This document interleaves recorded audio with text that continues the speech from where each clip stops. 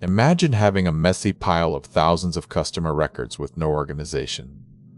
How do we find hidden patterns without predefined labels?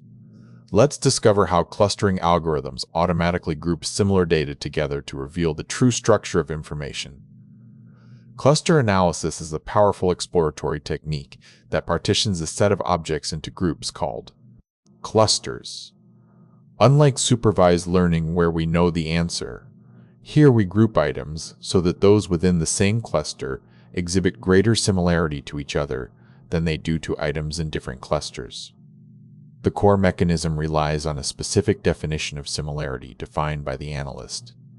These algorithms scan complex datasets to identify patterns in relationships, ensuring that members of the same group are relatively alike while members of different groups remain relatively dissimilar based on variables. Think of it like sorting a box of mixed fruits. The algorithm separates apples from oranges without being told beforehand.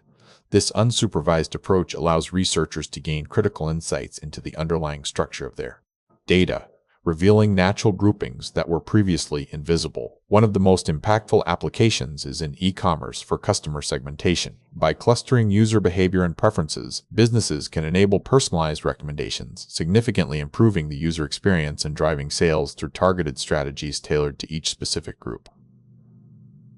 The resulting groups are not fixed. They depend entirely on the variables chosen, the similarity measure used, and the specific algorithm applied. This flexibility makes cluster analysis a versatile tool for any field where identifying distinct patterns within vast amounts of information is crucial. Ultimately, clustering transforms chaotic data into organized knowledge. Grouping observations according to their similarity, we turn raw numbers into actionable insights, proving that the best way to understand complexity is often to find the simple order hiding within it.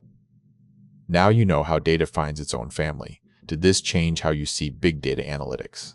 Let me know in the comments what patterns you'd love to find next. Subscribe for more deep dives into machine learning concepts.